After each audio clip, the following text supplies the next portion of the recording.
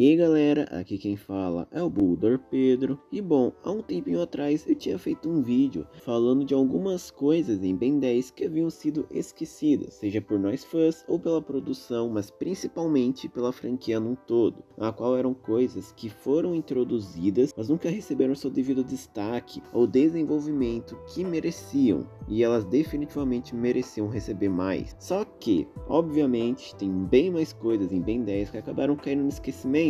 Então, já que aquele vídeo pegou uma ótima recepção, sério, eu fiquei surpreso do jeito que aquele vídeo fez tanto sucesso, eu decidi então vir aqui e fazer uma parte 2, porque tem bem mais coisas em Ben 10 que foram esquecidas. Se bobear, dá até para fazer uma parte 3 no futuro, quem sabe, né? Então, no vídeo de hoje, eu vou falar mais algumas coisas em Ben 10 que acabaram caindo totalmente no esquecimento. Então, dito isso, bora começar com o vídeo. Começando a lista, eu vou começar com um personagem que é tão esquecido que não só eu esqueci de colocar naquele vídeo, como também muita gente nos comentários comentou, mas a maioria que estava respondendo esses comentários nem sabia da existência, que era o Ken, o irmão mais velho da Gwen. É sério, eu só me lembrei da existência desse cara quando eu olhei aí o vídeo editado anterior.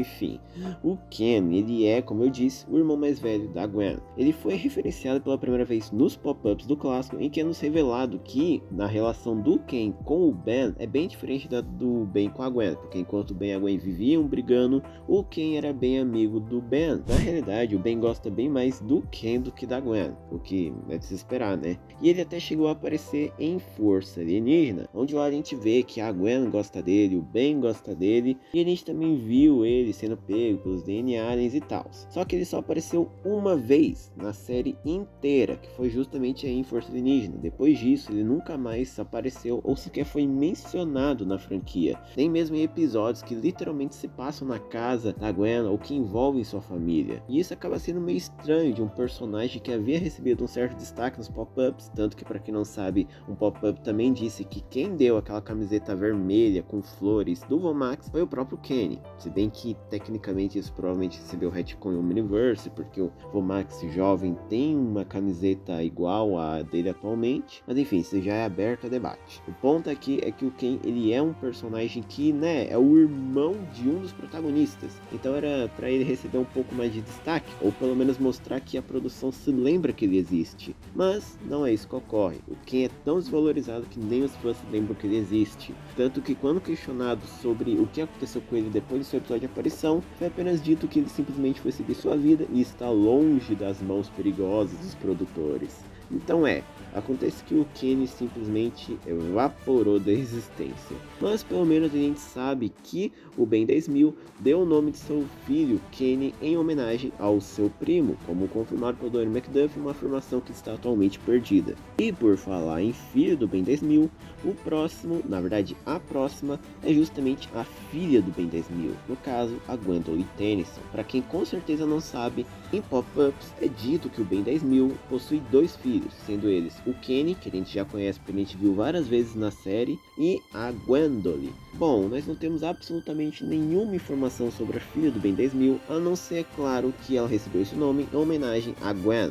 Aí então, ela nunca teve seu momento de aparição na série. Chega a ser até estranho que os pop-ups não se deram o trabalho de explicar por que ela não apareceu em Ken 10, porque eles deram uma explicação do porquê que a Kai não apareceu, dizendo que ela estava numa missão no Reino das Sombras, mas não deram uma explicação do porquê que a Gwen não apareceu. Talvez porque ela seja mais nova que o Kenny, ou mais velha, aí a gente já não sabe. Mas o ponto aqui é que ela nunca apareceu em Omniverse, com o Ben 10.000 de Omniverse, que, né, Derek diz que é o mesmo do clássico, e inclusive tem um produtor que recentemente concordou com ele, e aí entra esse questionamento da Gwen não ter aparecido de novo. O Derek explicou que o motivo foi porque a produção de Omniverse não sabia que ela existia, porque o Derek não teve acesso a todos os pop-ups. Aí eles não sabiam e por causa disso não incluíram ela na série, o que mostra inclusive que realmente a existência da Gwen é algo bem nulo para a produção. Alguns sabem, como o Dawen, que deu explicação sobre o nome dela, e um DVD que diz que o Ben Supremo tem ela e o Kenny como filho, embora aquele DVD considere que o Ben Supremo é o mesmo do clássico.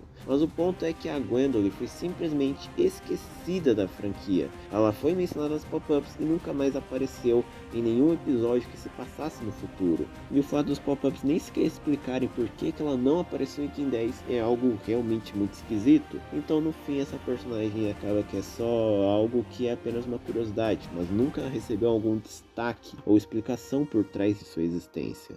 Ainda falando do futuro do Ben 10.000, nós temos um outro elemento desse futuro que, se a gente for parar pra pensar, tem muito potencial. Eu tô falando do Devlin. O Devlin, como a gente sabe, ele é o filho do Kevin com outra mulher lá de uma colônia de Saturno, como explicado por um pop-up.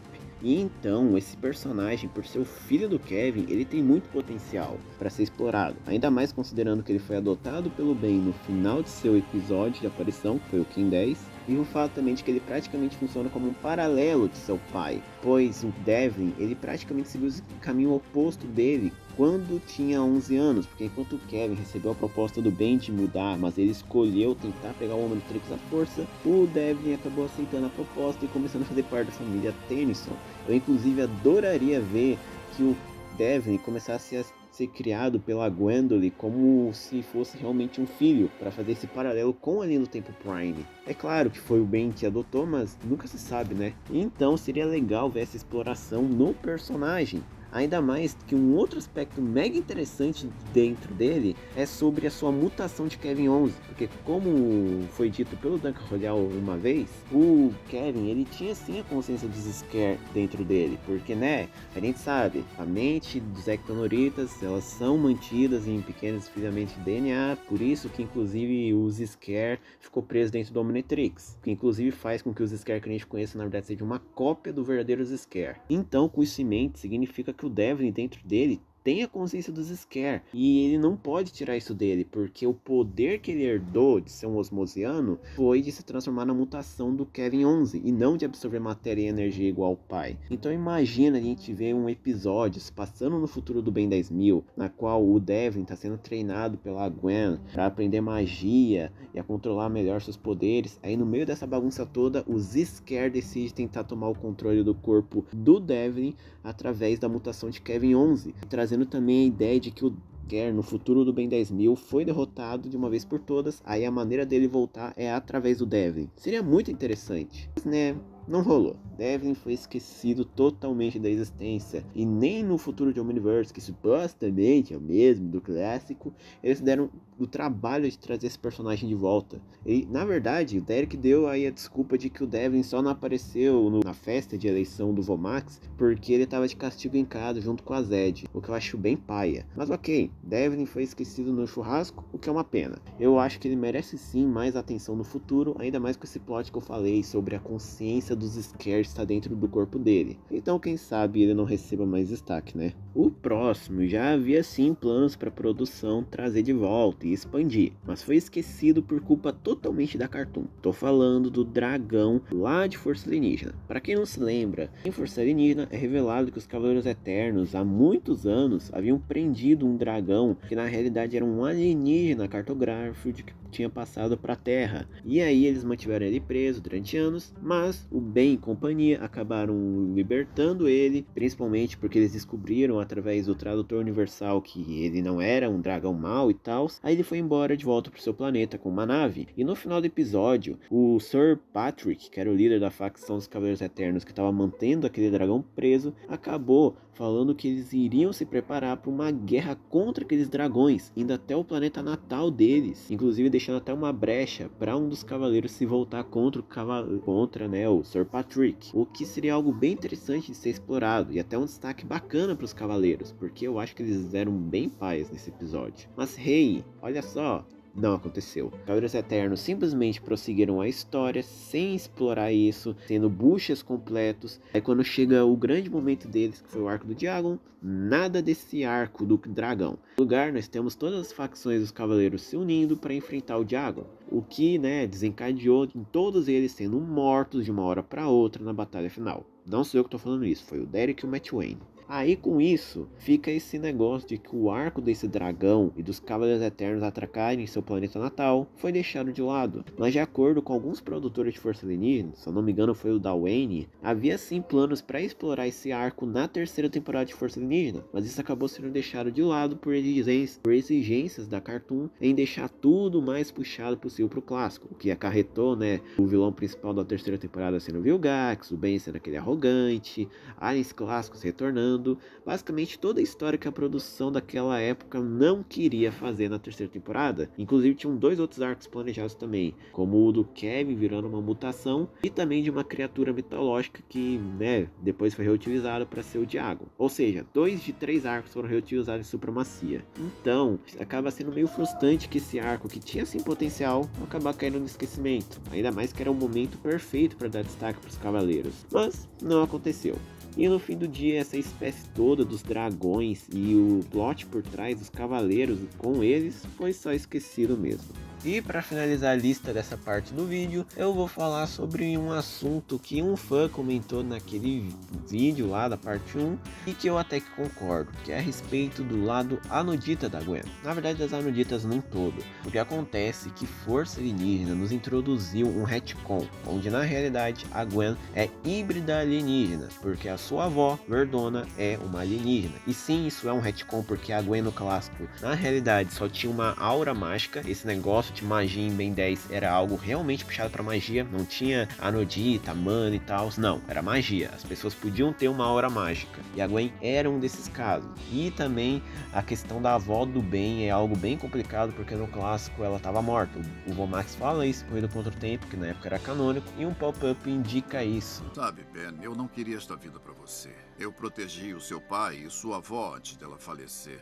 Então isso aí foi um retcon. Acontece que o retcon, por mais que ele me incomode um pouco por resumir tudo a aliens e até cagar um pouco na magia de Ben 10, pelo menos foi até que interessante. O personagem da Gwen ficou mais aprofundada, a Verdona é uma personagem até que legalzinha, e também essa mitologia das Anoditas tinha potencial, ainda mais que foi revelado o negócio de que no planeta natal das Anoditas tinha mana e tal, então sim, tinha muito potencial para expandir as Anoditas, a Gwen. Imagina se fosse revelado que as Anoditas têm alguma ligação com o que foi revelado mais pra frente. No caso que o Legiador Man é o lugar da magia, então vai que as Anoditas ou vieram de lá e migraram pro universo principal, ou talvez elas tenham alguma ligação, sei lá, por fendas temporais ou algo parecido. Seria muito interessante uma exploração por trás das Anoditas e do lado anodita da Gwen, já que de acordo com a Verdona, a Gwen iria enlouquecer se ela entrasse por muito tempo em sua forma anodita, o que traz um peso a mais pelos poderes da Gwen. Ainda mais que estamos falando também que a Gwen foi dita pelo Diago como sendo o ser mais poderoso da Terra. Então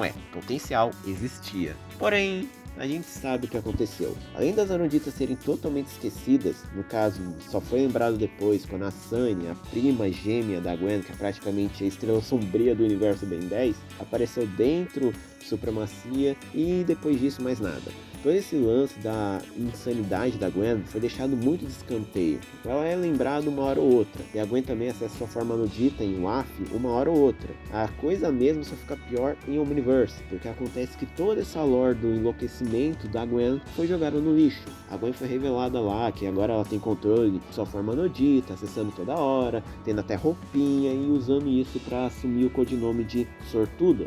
Aí então, com isso, toda a lore do enlouquecimento da Gwen foi pro espaço, porque não foi explorado. A Gwen só tem controle de sua forma anodita e dane-se.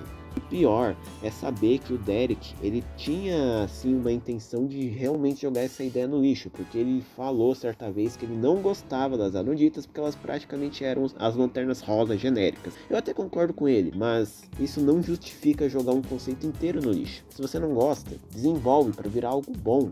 Quer dizer, tem muita coisa ruim que fica bom só ganhando desenvolvimento. Então as Anoditas podiam ser desenvolvidas e virarem algo que ficasse bom pro Derek, essas coisas. Mas não rolou. As Anoditas só foram deixadas de lado, a ligação delas com a magia não foi explorada e só caiu no esquecimento. Mas a pior parte mesmo é a respeito da Gwen, porque ela acessou sua forma anodita no mais puro nada, sem exploração, sem desenvolvimento de personagem, sem algo que torne esse feito da Gwen de controlar sua forma anodita algo algo impactante, é só o que aconteceu e nenhum personagem comenta tipo, olha, a Gwen conseguiu transformar no Dita sem ficar louca. Não, o que é uma pena e sinceramente é algo muito ruim por parte da produção simplesmente se esquecer disso. E bom, esse foi o vídeo, eu espero que vocês tenham gostado. Se tem algum conceito a mais que foi esquecido na franquia que você conhece, mas eu esqueci, né? Pode comentar aqui embaixo que talvez eu comente numa possível parte 3. E é claro, esse vídeo tem que ter uma boa recepção para talvez ter uma parte 3. Então é isso, obrigado por assistirem, deixa o like, se inscreva no canal. Obrigado como sempre aos membros do canal, que são o Olhudo W e o Carlos Bijognin Pérez. Obrigado por apoiarem o canal como podem. E se vocês puderem também, sejam membros, caso seja possível. Então é isso, valeus e fui.